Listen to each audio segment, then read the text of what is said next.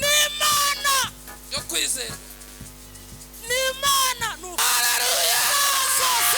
Nikuta Tasaya. la de guide stance de kisisimo n'Imana. Mu minsi yashize abantu wakubitanaga nawe mu butayu ati Imana ntirakingura. Ubundi se urabizi neza ko ariyo yakinze? Ati niyo yakinze. Gute se najya ku ruhimbi ndi umuririmbyi ruhimbi rujya abantu batanu rubaho? Ati ni Imana yakinze, nisubira mu nzu y'Imana niho hari isubizo. Nimba ariyo yakinze ni nayo izakingura. Gusa ntabwo turebana. Onye umuntu warushye ndamwitegereza byishimo, mwitegereza magaza ahangaha mu mujyi, ndavuga ni wararushye wa mukobwa. Twari umuntu wa neza adafite yagiye neza, kambara neza adafite yagiye kugira ngo arangaze. Twari tumanutse nari nagira ubuntu bwo kujya hano haruguru, yankuye mu bana 283. Uwiteka akangabira iki? Umuri. Shingiye kuri ibyo nanjye ndanditse hari aho yankuye. Irembo Ryera TV, Irembo Ryera TV. Ngo ndetse n'umwana muto uzi gusenga Imana ntazagira ubwoba, ntazashukwa, ahubwo azafashwa no gusenga. Yaravuze ngo nitwibagirwe yuko aho tujya hose gusenga kwa kugera ku Mana Data. Haleluya. Amasengesho uri umukobwa usenga agera ku Mana. Amasengesho uri umusore uyasenze by'ukuri agera ku Mana. Amasengesho usenze uri umusaza agera ku Mana. Yaravuze ngo nta mahoro yuzuye ngo twabona muri iyi si. Kwa Data niho honyine ibirayi bidahenda. Kwa Data niho ibishyimbo biturira. Kwa Data niho kwiganyira gushira. Uvuge ngo amen. Kwa Data niho minerivare zitiyongera. Kwa Data. Kandi nitwibagirwe yuko ibyo byose tubiheshwa no gusenga. Ntabwo tubiheshwa no guhanura cyane, ahubwo tubiheshwa no gusenga. Umuririmbyi yaravuze ngo byavuye se kuki? Ngo byavuye ku gushaka ngo kw'Imana yonyine. Haleluya. Imana itarambuye ukuboko ngo iguhe, ntabwo umuhanuzi yabihanura ngo bizaza. Muvuge ngo amen. Dufite Imana yumva gusenga kw'ikiragi. Dufite Imana yumva gusenga k'umunyantege nke, ikamenya ko amasengesho ye yazamutse. Ariyo mpamvu uza gusenga ikakubwira ngo nkongereyemo izindi.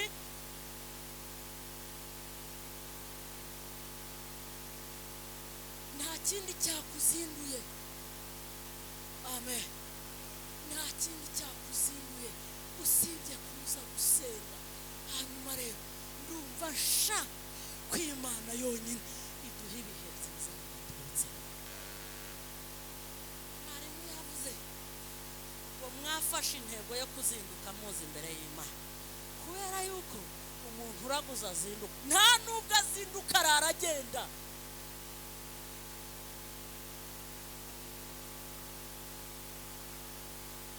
Niho havuye wa mugani Abanyarwanda.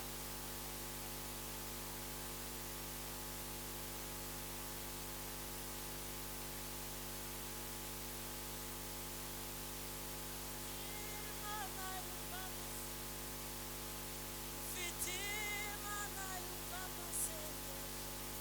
Iyo twizeye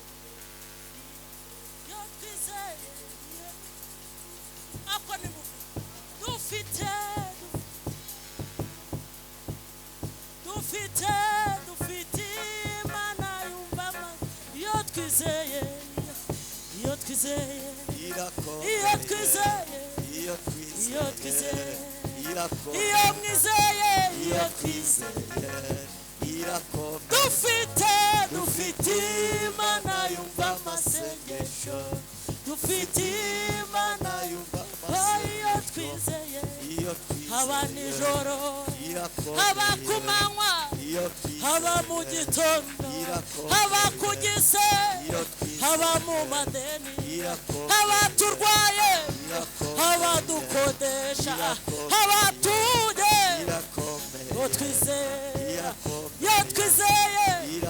iyo twizeye irakomeye dufite Imana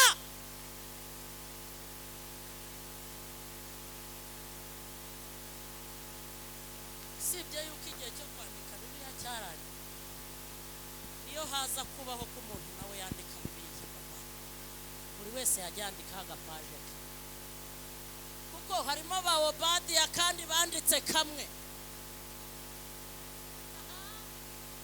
nawe niwabura agapaje wandikaho ukavuga ngo nshingiye kw'Imana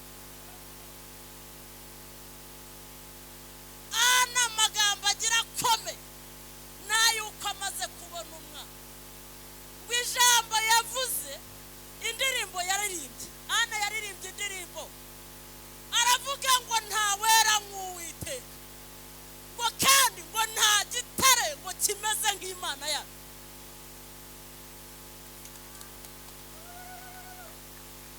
iyo ndirimbo rero yayiririmbye yatangiye kuyihimba yumva mu nda harimo akamo nta nubwo yari yitaye uko yagiyemo icy'ingenzi ni uko yavuze ngo ntawera nk'Uwiteka rero haramuka Bibiliya nawe baguhaye akanya waba wahita ushyiraho akawe gapaje ubu ni akamwe niyo navuga ngo mvuga ngo Simoni na Mukangango Mariya nshingiye kw'Imana yankuye mu bana 283 Uwiteka akangabira iki umuri nshingiye kuri ibyo nanjye ndanditse hari aho yankuye haleluya haleluya nkaitakiraho nkahitamo ngo nanjye nshingiye muvuge ngo ushingiye nanjye nshingiye ko nari ngeze mu gihe cy'uko nta musore wambwira akankuru ikagenda ikantakira umugabo w'ikizubazuba yarangiza ikangira neza yarangiza ikanabara haleluya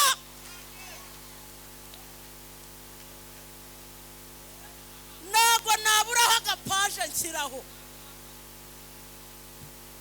niyo mpamvu muri nzi yavuze ngo amahoro yuzuye ngo twabonera mu baturanyi umunsi umwari umukobwa w'inshuti yanjye tugeze dusengana akajya ambwira ati rero dusengera kuko nta mugabo uzabona nanjye najya nicara nkumva ntawe nzaba nshingiye kuri ibyo nanjye nashyiraho nk'akandi gapaje nkavuga ngo muzajye musoma aha n'aha ariko Imana yagarukirije kuri biriya kugira ngo tujye twongeraho ibyacu niturangiza dufashwe mwari wabura agapaje ushyiraho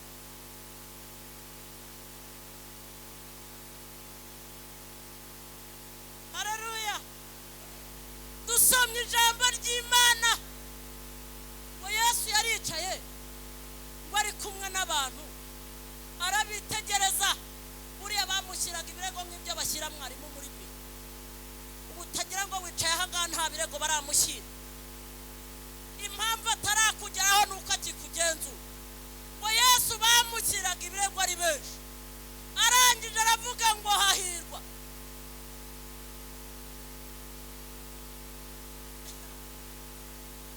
ariko Yesu mfite amaboko maremare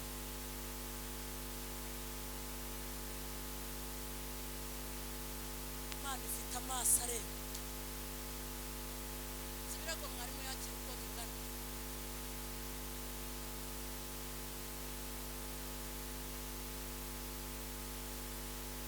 kandi ikirego yakira ni icy'uko nawe wagiye kurega undi muntu si n'icyawe wajyanye urumva ahantu mwarimu rero rero buriya Yesu ngo yarabitegereje ibirego bajyana arangije arabitegereza ngo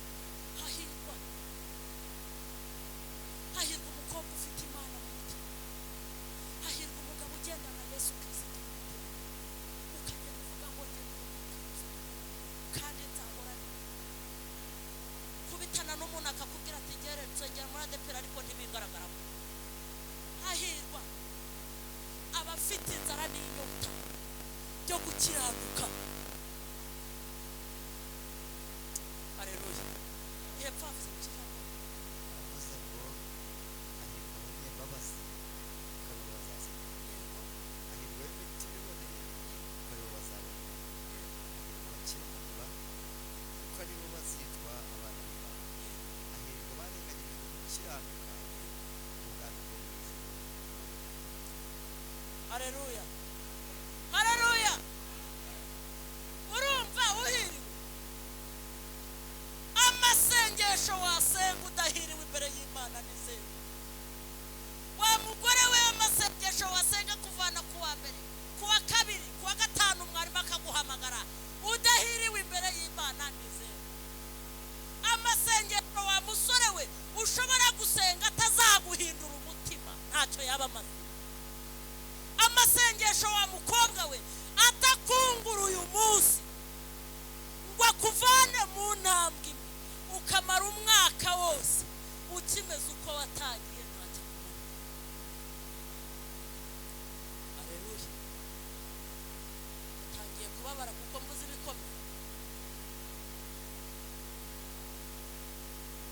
Amasengesho wasenga wiga kaminuza udasoma Bibiliya ukajya kuri WhatsApp gusa ntacyo azakumarira.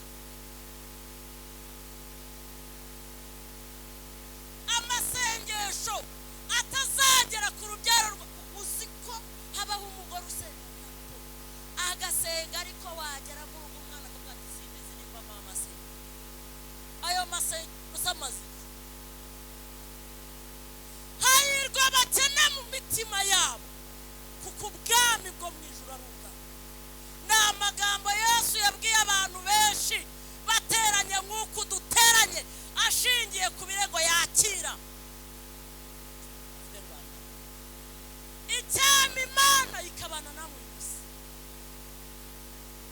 Ndakumva urubuga ariko urahatagera kandi nicyo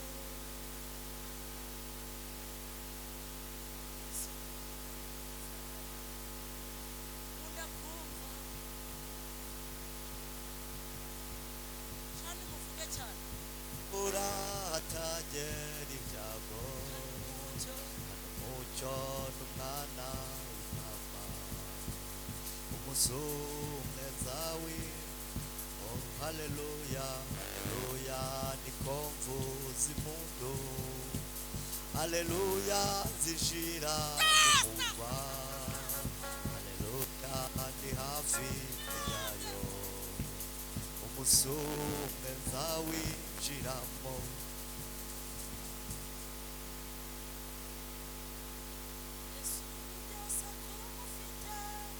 Urushye wese nihagana izina twamuhaye ni ryiza we.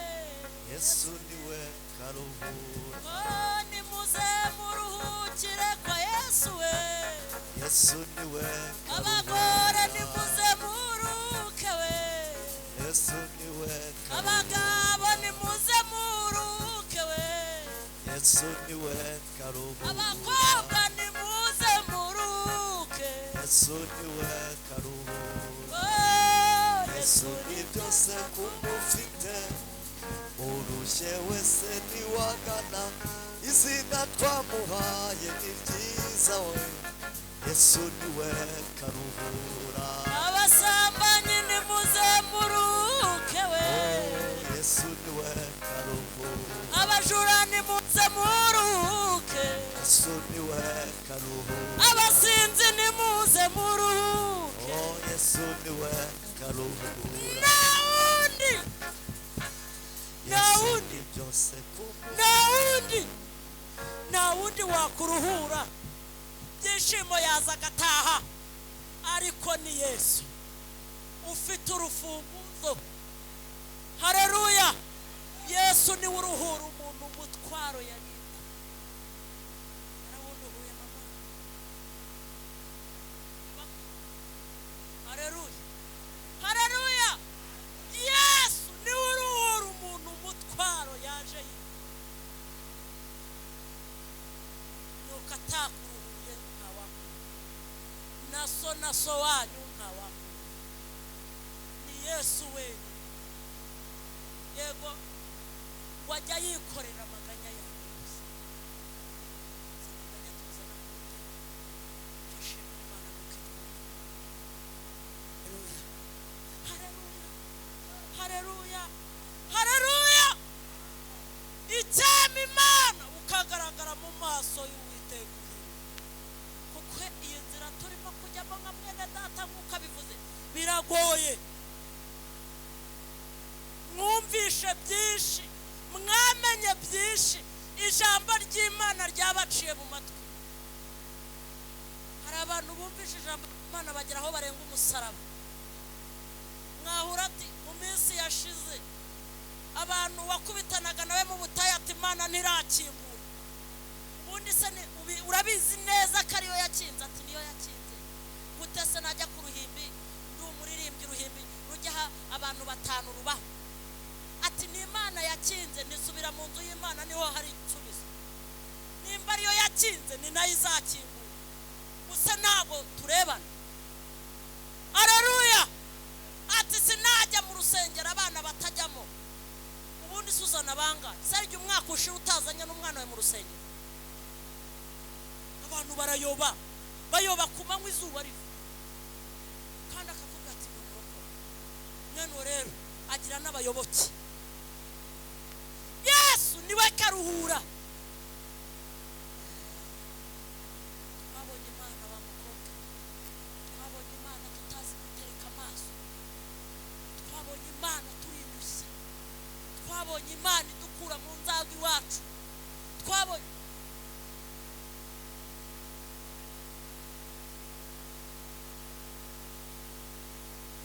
ntabwo nacumuzwa na diri kiwacu twenze kanyanga yacomoje gusiga ibyo. Ntabwo nacumuzwa na Suduwiye ngo njye kwiyanduza na Suduwiye kandi naraje mu rusengero. Imana imamagaye ikangirira neza, none uzagenda ngo witwe ngo ni icyuma. Muri iyi minsi impamvu mubona abasore babaye abasaza atanatereta umukobwa ngo amwemere, ntabwo uzabazengerwa nihe wabona urutoki rushaka kwenga amajerekani 10 y'urwango. Barakugendera bagafata kimbazi, bagafata n'ibindi byatsi, barangiza bakabivangavanga bagashyiramo n'ibisharira, bakazana biriya bakoresha amandazi, bakabiva bakakuzanira uruhugwa rukajya rwikunda, akavuga ngo wanywe unanywa akantu katanga no kumuze, yarangiza akirirwa asinze umudugudu wose. Waje kwa Yesu, kwa Yesu ufite urufunguzo. Yesu ibyo ntabwo byacuruza, ufite Imana ishoboye byose. Yesu yaraturuhuye, twari turushye gukurushye. Ikibazo ni ukurushye, twe yaturuhuye mu nzu y'Imana. Ikibazo ni ukurushye uri no mu nzu y'Imana.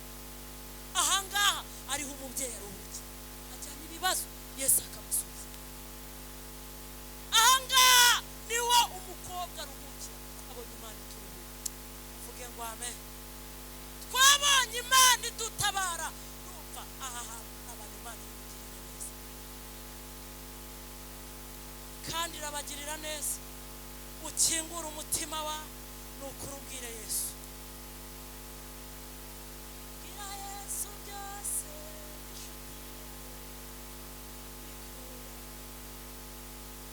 harakunda fasha izerija ngo uririmbe cyane. Harakunda fasha izerija ngo abaremerewe n'ibiruhanya babwire ko Imana yabaruhura. Ubahumurize utimukiza amaragahinda, humuriza abakobwa ubahumurize amaragahinda, humuriza ababyeyi amaragahinda.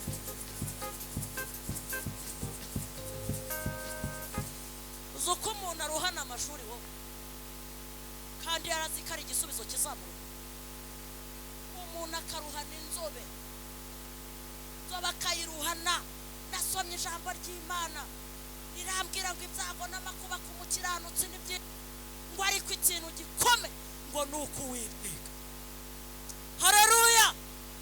Makuba munasohoka mu rugo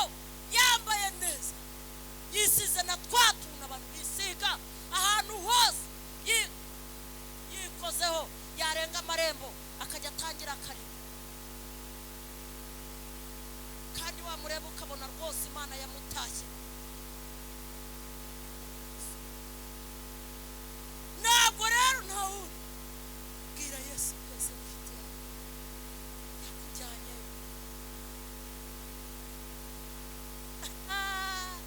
Nabonye umuntu warushye ndamwitegereza byishimo, mwitegereza magaza ahangaha mu mujyi, ndavuga ni wararushye wa mukobwa.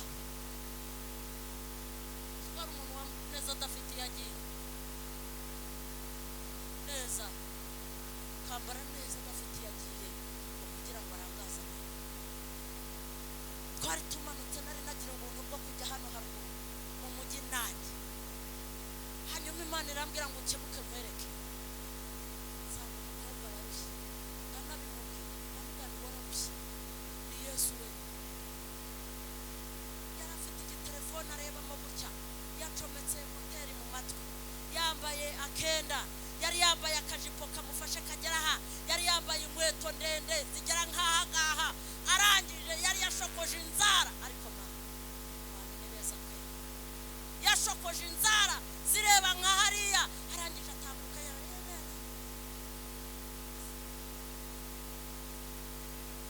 yabashaga kugenda atambutse. Mayibo bituruka nk'ariya yambukanye umuhanda, umushukuza rwa telefone, yari yisize ibintu byose ku munwa n'aha yahadekoye, ahantu hose yidekoye asa neza. Hanyuma arangije barakubitana, Mayibo bimwaka telefone, arahubuka arigenda. Umukobwa kuvuza induru biramunanira, kwirukanka biranga, no kurira biramunanira. Wari wabona umuntu uhura n'ikigeragezo ntari? Twararebaga, noneho atambutse urumva ntiyabasha kwiruka, sibyo? Hanyuma rero nta nubwo ari kuvuza induru, bya bintu byo ku munwa byari kuvaho.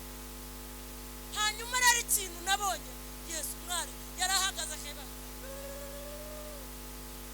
turamwegera ati vraiment, ati nisubaye iki, ati donke urumva umwana afite telefone, none se uri kurira, none oya mama gusa.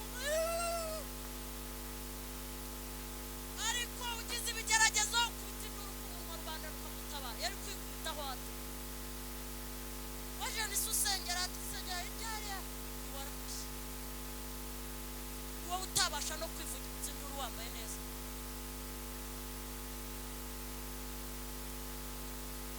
Wowe utabasha no kwirukanka inyuma y'igisambo ngo cyake telefone, utabasha no kubwira umuntu uri hakurya y'umuhanda ngo uti ntangirira uwo muntu anyatse. Mayibobo yarirutse se, uwo muntu abarushye.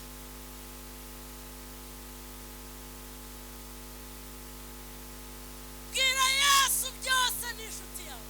Nabwiye Yesu ushimwe, Yesu narakubwiye gushaka, narakubwiye gushya, ajya mubwira ngo nzasubira mu rusengero, ajya mvuga ibintu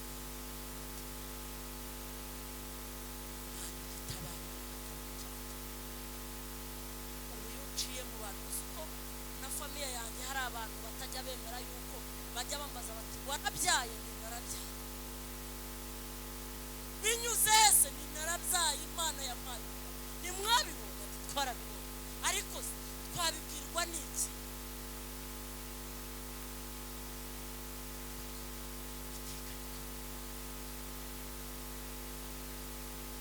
Twabonye Imana iturengera amakuru tugeze. Urubyaro gatatu, umugabo, abantu ntabwo bari kubimenya. Nageraga ntabwo ushize ndabwe n'ababwirwa bakundanye n'umuhungu, yajya ambwira akamwamba, ariko wajya urebagamo, wajya ureba neza. Nkajya ngenda nanjye amasomo nindeba ku kisi nzasitara.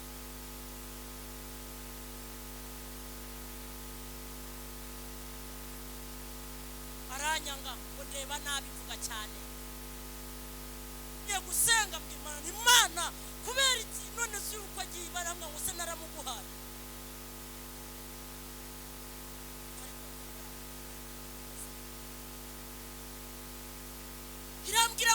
icyo nkubikiye kandi yarakibitse cyavuye mu musaruro yabatumye muzasure mwese. Haleluya. Harabona babwiye ko mu minsi igiye kuza ngiye kuzajya ngira uturori twa hato na hato twatundi ujya ukoresha iwawe. Uri ikintu kizaranga ko umuntu afite amafaranga anniversaire irimo. Ntabwo waburaza abana ngo upanga anniversaire. Kubitana n'umugore yambaye umukenyero atumva naje gushaka igikombe mashe. Ibyo ni ibintu biranga ko Imana yahageze. Ntabwo waba nta minerval ufite y'umwana ngo nurangiza ujye gutegura anniversaire. Turimo turazi wanjye. Haleluya. Ubu nanjye maze nashatse imyaka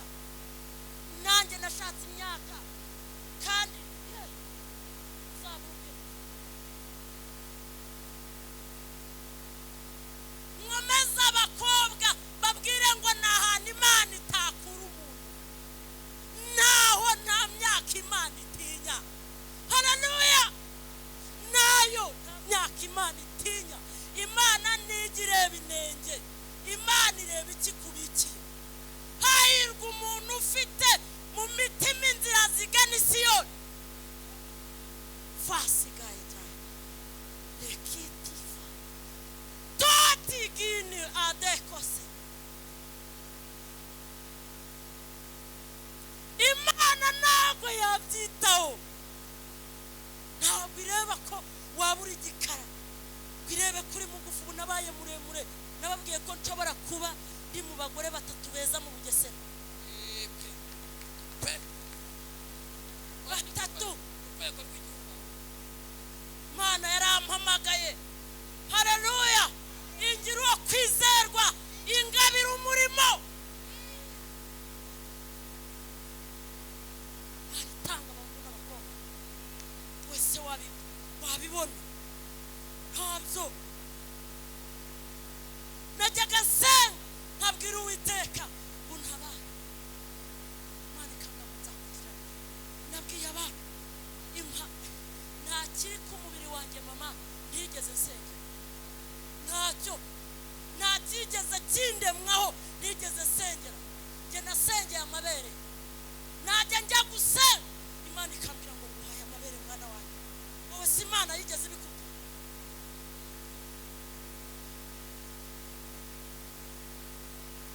Tastikita wowe yameze utanabishaka. Uzi kwako najyaga ndeba umuntu ikintu namubonagaho igitsina gore namubonagaho amabere. Nicyo namureba gusa uvuga ni disafite amabere. Aburi Imana yo kwizerwa. Uri Imana yo kwizerwa. Uri Imana yo kwizerwa narakubonye Mana we. Uri Imana yo kwizerwa. Cyambere ntagujuwe cyane.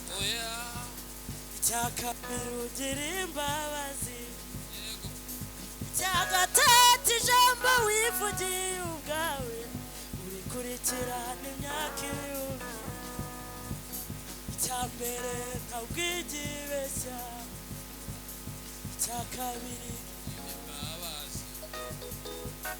Icyagatatu ijambo yivugiye ubwayo irikurikirana imyaka 1000. Uri Imana yacu we. Imana yo kwizerwa. Uri Imana yo kwizerwa. Imana ishimwe. Uko wahoze kera n'uyu munsi ni kuri. Uko wahoranye na Aburahamu n'uyu munsi ni kuri. Uko wahoranye na Eliya na Elisa n'uyu munsi ni kuri. Uko wabanye na Paulo na Sila mu nzu y'imbohe n'uyu munsi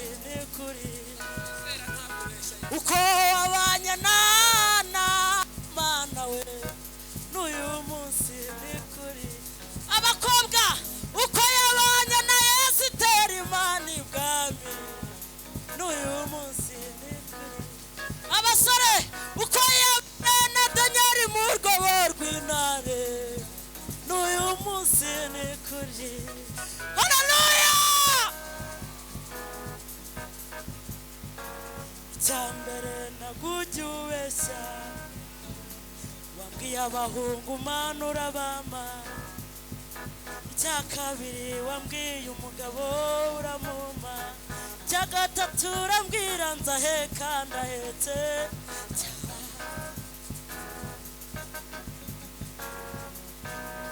nani ship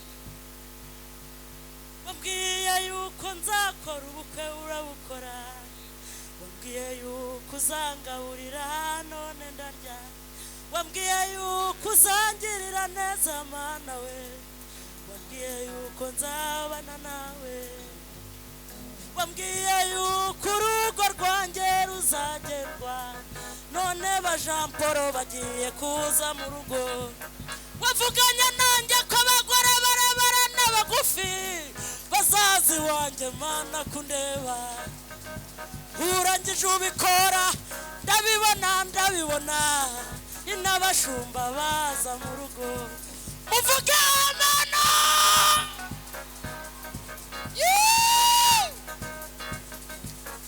ni mana yo kwizera ni mana nukuri duhaguruka tubanza dutera haleluya Imana irakora Imana irakora Imana irakora Imana irakora Imana irakora tera haleluya sose kinikuta tashaya la de qui descanse de qui sisimo pere ni mana ne tomendo des ni mana igitanga ibyiringira abantu babibuze ni mana igisubizamo imbaraga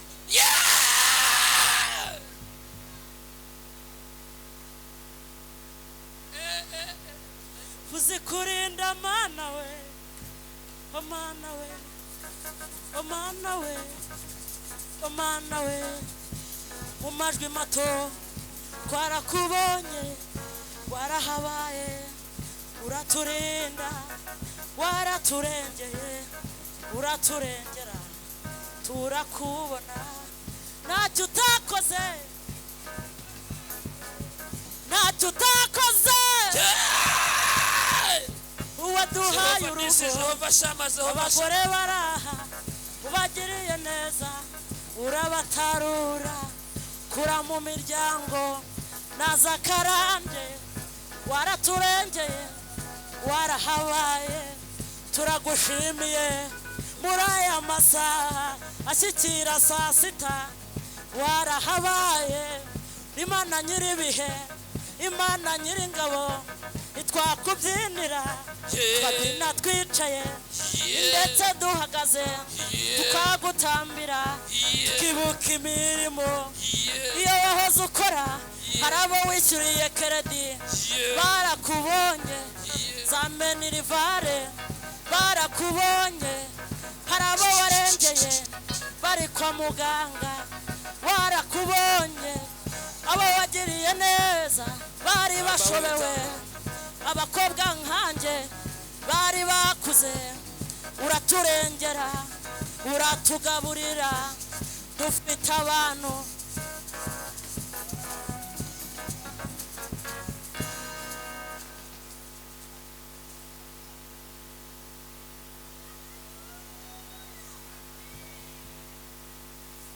hari ibintu Imana igukorera ukagira ngo nta burenganzira ubifite ntabwo nirasa ariko reka nkavuga ntabwo nari nzi ko njye natunga umukozi nemba amafaranga yawe kugira ngo mbone ko mugiraho uburenganzira nuko ngomba kumugana ihagararaho agahagarara Imana ivuye mu ishyamba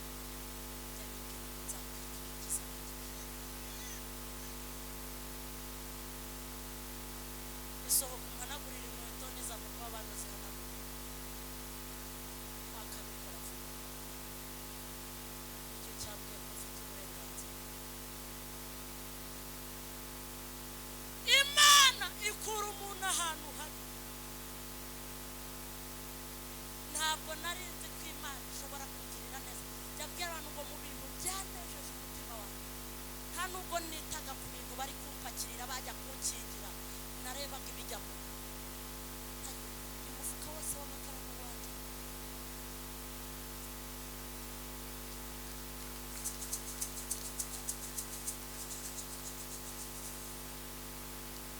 ndashimira Imana aho ababyeyi batari. Imana irahari.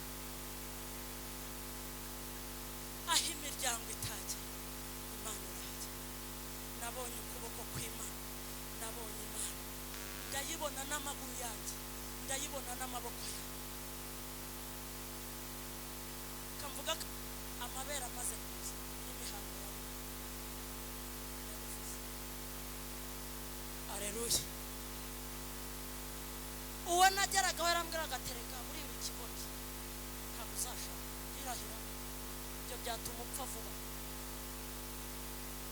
Nakwegera umuntu usenga akambwira ngo humura, naho Imana ibyo yagukoreye nibyo byinshi muvuge ngo amen. Byankoreye nibyo byinshi. Ataha ari ku mutima ubabaye. Imana ikambwira ngo ntabwo nari gusengera umugabo, ahubwo nasengera ikigomba. Umwe twigeze gusenga avuga ibintu byinshi, Imana irangije amuha ngo muri ibyo ngibyo ushaka iki, ko nayobewe icyo uvuga ushaka iki. Hari igihe uhura n'ikigeragezo ukabura isengesho usenga, ugasengera icyo utakagombye gusenga. Imana yumva gusenga. Haleluya. Mumvugire haleluya. Mubyeyi, ni Imana yumva gusenga. Ndagukomeje wa mukobwa, humura, bigutakaza ibyiringiro, bigutakaza. Imana ifite imbaraga nyinshi, niyo irambura amaboko ntihagira uyahira. Waje imbere y'Imana, ntabwo waje imbere y'aho wiregurira hano, ni imbere y'Imana. Bwira byose Yesu ni inshuti yawe, ibikubabaza n'ibigutera. Ijambo rirambwira ngo Uwiteka ngo ni umunara muremure, umukiranutsi gahungira amaboko. Aleluya. Ntabwo rero twebwe ibyishimo tugira mwari, ni uko Imana yavuganye nawe. Iyo itavugana natwe tuba twaragiye kuraguza, bakandebera umuti nk'uko mwarimu yabivuga. Ariko twamenye Imana kare, Imana idusubizamo imbaraga. Hari igihe njya ubu ni umwe mu bagore babyinira Imana, munandebe nambaye ibirenge, nabwiye Imana ngo ndi umukungugu wo hasi, njyewe ntacyo nzi. Ndayibwira ngo uko ntangiye Imana, ndaga ngusane ko nashyingiwe mfite ibiro 42 cyangwa na 5. Aho umugore umunsi umwe araza arandeba nabyo ati rero ati buriya ati kugira ngo ati unahengerane urayizirikana itoka Satani, ati kugira ngo itazaba nini. Narasenze ngo njye mbona hirya gufata mpamvu yizirikana. Ubundi wowe usanzwe ufite ukungana, njyewe sinari kwizirika kuko n'icyubahiro Imana yagize ute. Urabona ntari umugore mwiza, ubu iyo mpagarara imbere yanyu mfite ibiro 42, nimwari kuvuga ko umugabo arankubita. Aleluya. Ni Imana ifite amaboko, ni Imana ifite imbaraga. Haleluya. Ntabwo impamvu yizirikana akazi kawe giyanjye ntuyizi.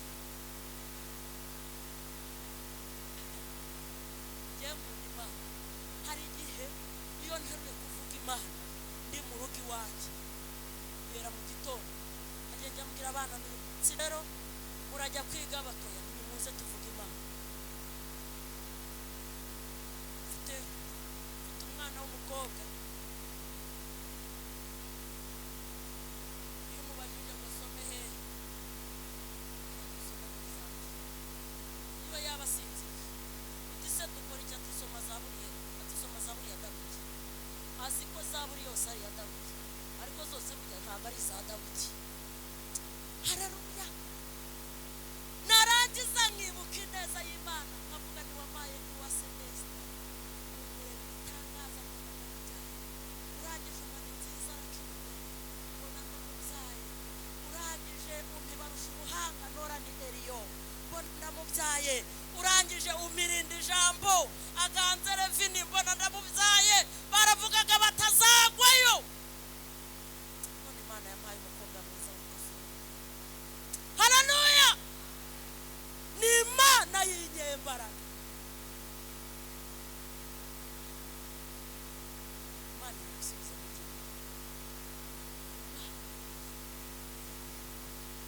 haleluya munyikirize haleluya mureke mvuge Imana mureke mvuge Imana nyivuge nicaye nyivuge mpagaze imirimo yakoze hano mu Kanserege Imana yarabatabaye mureke mvuge Imana yabahaye urusengero mureke mvuge Imana yabagize abantu we mureke mvuge Imana ayiwe mureke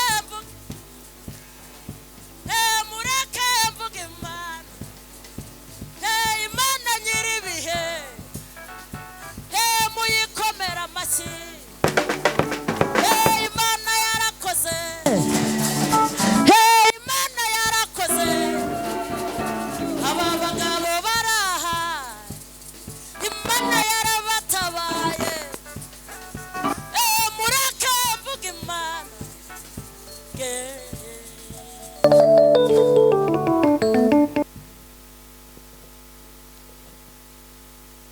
amen tera haleluya ndakabiri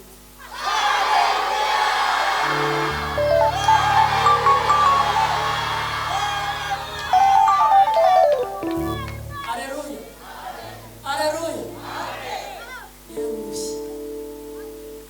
Yesu nawe Yesu ndakabiri yego hano kubera iki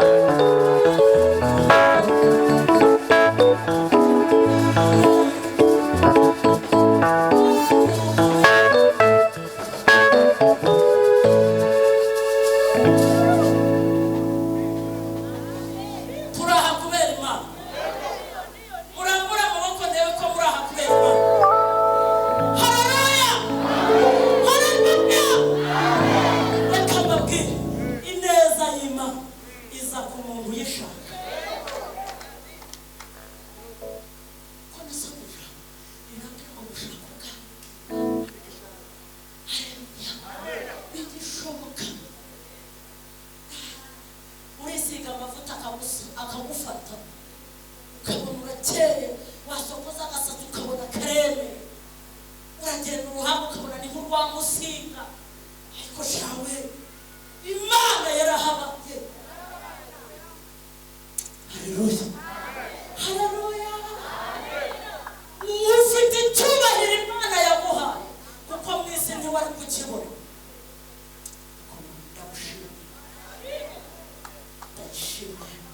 kuko Imana ifite amaboko maremare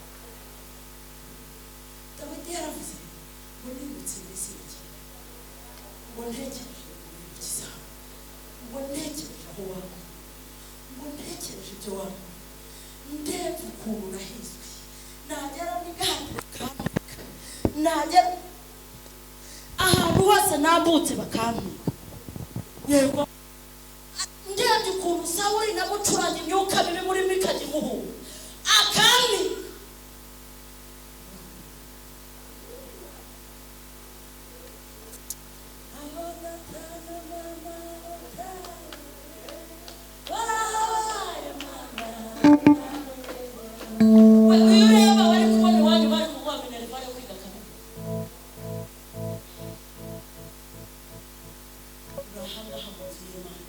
ukora Imana yavugana nawe. Haleluya. Hari umuntu waje